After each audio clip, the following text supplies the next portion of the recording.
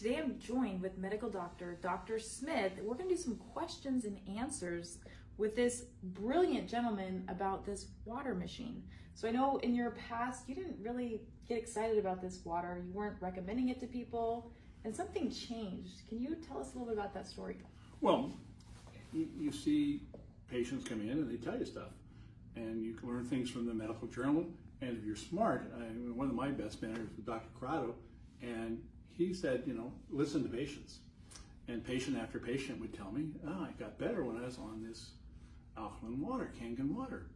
I'm not sure how it works, but it must be doing something. And then I actually studied a little bit about how the machine works, and its various phases. You can do different things with different settings. In fact, sometimes you don't want alkaline water. You want acid water to do a job, like to kill a virus or a bacteria. Then you need alkaline water to sort of calm everything back down again. So you have a machine that can both sterilize and then clean and then repair. And we use supplements, and you have to purchase those. But the water acts very much like multiple different supplements, depending on how you set the machine. You've got a sterilizer, you've got an antioxidant, you've got a cleaner. You can do all these things with one machine, and you don't have to pay for it over and over again. That is a good point. Now, what would you tell somebody that was more skeptical and they are drinking a lot of tap water? Maybe they don't even drink a lot of water in general. How would you get around this being skeptical over this water? Well, the simplest thing is go look at what's in your water, and if you get a report, find out what's in there. And if you get that, you should be pretty scared about drinking that. I wouldn't drink. I don't drink tap water. Good. Unless I absolutely have to. But right. And I know you've done a lot of research on this water, and you can go on PubMed. You can pull up thousands of articles. Yeah, I just pulled what's hydrogen water. So I usually expect to see Mary's blog. Here's all the good things about this hydrogen water. So I use PubMed. So what's on PubMed? That's the official government or studies published. These are scientific studies, and they're peer reviewed, and they're on PubMed. So the first one I looked at was the effect of hydrogen water on patients getting radiation therapy. And they were looking at the quality of life when they're on the hydrogen water versus the controls. And the quality of life was considerably better on those getting the hydrogen water. Why? Because ionizing radiation is about the most oxidizing thing you can do, and it causes a lot of peripheral damage. And so the hydrogen water came in and just repaired all the other stuff and the collateral damage, if you will, because it's pretty hard just to focus just right on the cancer cell. There's a lot of other damage to get done, and the hydrogen water was able to, neutralize that. And it's in fact, if you go to PubMed.gov and put in benefits of hydrogen water, I think it's the first article that come up. It's pretty long, and it's a lot of technical data, but you can see it's a well-studied document. So the people that are skeptical, they need to research it, because there is so much science that backs hydrogen up and how this water works. That's right. And so what about, you see people with those little pills that you can put in your water that make hydrogen water. Then you have the recurring expense of all those, and then taste that's really not good. So tell us the benefit of why you'd want this in your water and have your water filtered, and then have the opportunity to have this unit with all the different waters versus just buying that. Yeah, I showed you some today. It's a magnesium compound that you put in the water. It creates the hydrogen. You have to put it in there, seal it, and sort of let it bubble up, and then you've got hydrogen water. The one I have doesn't taste that bad, but I have tasted other companies. This has sort of been coming of age in the last few years. You go to a conference, and all these vendors, and they sell these, hydrogen water, just like you'd get, a nutritional thing, a drink. And so I got some, and I opened one bottle of it. I couldn't finish even one bottle of it. It was so horrible. So it doesn't have to be horrible, but it doesn't taste anything like the water you're getting out of one of these machines. But it's just due to the concentration of the water and how much they have to put into it, and how they keep it. I mean, hydrogen water doesn't keep very well. Once you open it, it starts oxidizing because that's what it works as an antioxidant, so it's doing its job, so it dissipates pretty quickly.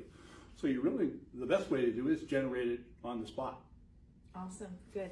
And now talk about this antioxidant versus the food-based antioxidants and the differences. Well, they're food-based you need lots of different kinds of antioxidants. We know that if you give just one antioxidant, there have been several studies on lung cancer, like vitamin A or beta-carotene. You just gave high doses of that one, actually increased the cancer rate. So the way this works is you have a hot electron and then you hand it down like a staircase. So it generally loses its charge. But if you have a missing step, then all the electrons accumulate there, and that antioxidant becomes an oxidant. So you need different ones. So that's what the plants do, and that's why they're usually given in chains, different things, so you can move that electron down. But hydrogen is the universal donor because you're taking hydroxyl, which is our main free radical, and turning it into water. And the beauty of that is it goes everywhere because it's a tiny little molecule. It can get in the brain. Some of our antioxidants don't get in the brain. We have to give precursors and we have to make them in the brain, or mix them up there. But hydrogen goes everywhere. And so one of the other articles was on brain trauma, post-traumatic stress and concussions. Hydrogen gets in there and does a job. Wow, that's awesome. One of the funniest things ever is when people start drinking this water, because the hydrogen finds a free radical and turns it into water, your body excretes the water out. And so the more toxic you are at the beginning, the more you're going to the restroom.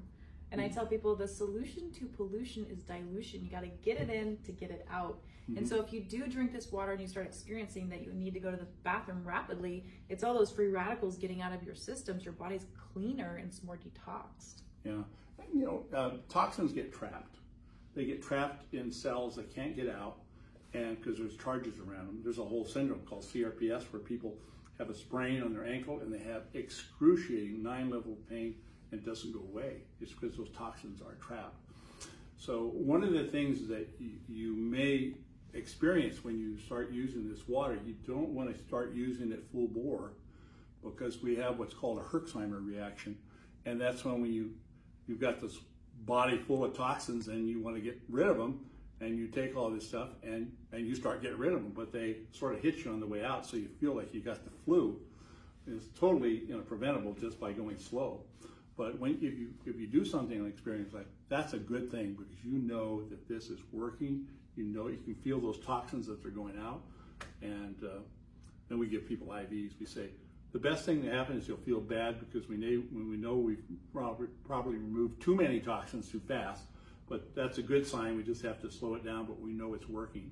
Yes, and that's one of the mistakes I made at the beginning is I gave a lot of people the highest level, not realizing the true benefits of this water, what it can really do. And I've seen people from years ago that come to me and they're like, oh man, that's that water. I remember you gave me that several years back and it made me extremely sick. Or they got a headache, or they had to rush to the bathroom. I know we can store, how many pounds of fecal matter can we store in our colon? I don't know, but I had one lady that came in. She had one bowel movement a month. Wow. I had my first colonoscopy when I was 21, and it would be a week before I go to the bathroom. Oh, wow. And then when I did, I'd have blood in my stools, and I was put on stool softeners. And when I got the water machine, I was like, wow, what a relief this is to my body. Oh, yeah. And I know just from learning from all the doctors throughout the years, Dr. Shinya, who developed the polypectamine and co-invented the colonoscopy, he has a book called The Enzyme Factor. And he talks about if you're not going to the bathroom once or twice a day, you have yeast, bacteria, funguses that are feeding on that fecal matter. And then there's a waste from their body that leaves its waste inside of our body that leads to disease of all types. Oh, sure. Yeah. And can you speak on that it's at all? It's just like a little brewery down there. Right. So what are some of these symptoms that people get from not having proper digestion? Well, bloating probably is the one, and fatigue, especially after eating, gas, and constipation. The colon requires butyrate to run, and if they don't have enough of that, they get low on energy. But the big one comes actually not in the colon, but in the small bowel. where it gets leaking, and then they get autoimmune disease because the membranes break down and the food and bacteria and whatever particles get into the blood. And then if you have tissue that looks similar to those, the body will attack that. Like Yersinia, for example, that was the bug that caused the plague. In Europe, we have a form of it in our gut. And the number one cause of thyroiditis is leaky gut. They see the Yersinia, and the thyroid looks like the Yersinia, so you get that. So if you treat the Yersinia allergy, the thyroiditis goes away. And then same thing for a rheumatoid, Proteus and Klebsiella. Those bugs are associated with rheumatoid arthritis, all coming from a leaky gut. So if you can stop the leaky gut and keep the bacteria where they belong, you're going to solve a lot of the problems rather than having to give drugs that cost $3,000 and knock out part of your immune system to get rid of the autoimmune problem. Let's talk about acid reflux. I know I've seen so many people over the years, and there is one clinical study on PubMed that talks about alkaline water being a huge benefit to people that have acid reflux. Many years ago, I remember I had a lady that used to go to Costco and she'd buy a huge Tums container, and she would go through that once a week, the huge container. And she would actually make the remark that before this water, she would remember burping up fecal matter. It would get that bad. After being a month on the water, she lost tremendous amounts of weight, mostly due to all the waste that was being eliminated. But talk about these acid reflux drugs and what they're doing to people. Well, if you read the fine print, most of them have a warning not to be on them for more than about a month. I was impressed. There's free seminars they send it, you can go to, you know, and so they were talking about these H2 blockers, but we're talking about to control the acid. They basically destroy the pump. So I asked the question, how long should people be on these proton pump inhibitors, given that the FDA says you should only be on them for about a month? Oh, forever. No wonder they were free. And every subject in there had a drug associated with it that you would take forever, which is the way Big Pharma makes their money, is keeping people chronically ill and covering up the symptoms.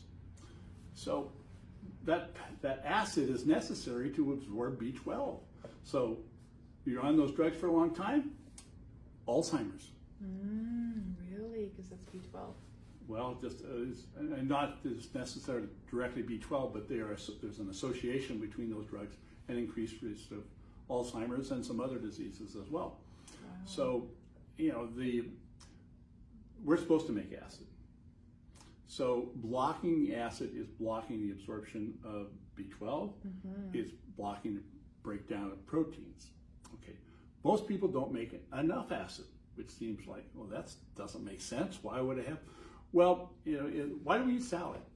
Well, bitters, it causes the secretion of stomach acid. So you eat that, and your stomach sort of works like your toilet. When you flush the toilet, the water goes down, and then the valve shuts, and then the water comes up, and when it hits the top, the float goes up, and the water stops going in there. Well, your stomach works the same way, but if you don't have enough acid in there, the pump's sitting there, drip, drip, drip, drip, drip. And so no wonder you have reflux, right? Because you can't turn off the pump. So when we're treating it, if we're treating it with a supplement, we would give them acid. So that they have, with their food, so they have enough acid to digest their food and then shut off the pump. Well, I was reading the brochure on digestive stuff.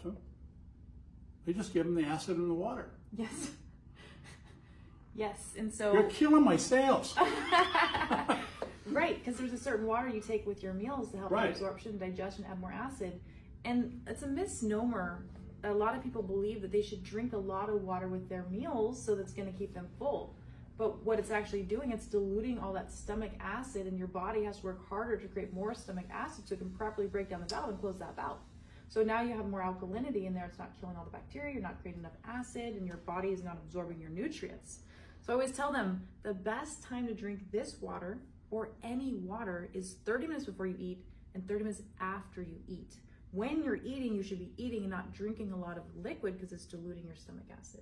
That's right. I mean, you have all these enzymes in there that So you get the acid, then as soon as it leaves the stomach, it goes to the duodenum, and all these bile and pancreatic enzymes are added. And then if you add all this water to it, you're just diluting the effect of those enzymes, and so they're less effective. And it's perhaps why we see malabsorption so prevalent. I mean, we do these studies that look at nutritional levels in people. It's rare to see anybody that passes. In 100, maybe 2. And most of them are atrocious. Well, they don't have enough enzymes in there. And if they're drinking a lot of water with that, they're diluting what they have down further. So they just don't absorb it. The last lady, she was taking $300 worth of supplements, and she flunked everything. I mean, you've got a green, yellow, and a red. She was, virtually everything was in the red. And water transports nutrients too. So if she's taking this $300 worth of supplements, water is what brings it into the cells, helps your body use it, and then of course helps your body eliminate the waste. So if you don't have proper water going in that's hydrating you, it's not going to get fully absorbed either. So she might be just flushing expensive urine down the toilet. Oh, it doesn't get to urine. Oh, really? It gets to poop. It doesn't get absorbed. Wow. Oh, you gotta absorb it to get to urine. Wow, interesting. Wow. Amazing. So thank you so much for all the knowledge that you're sharing with me today. I did have one other question for you about dehydration. When people come to you, what's the main symptom they're experiencing if they don't have enough water in their body?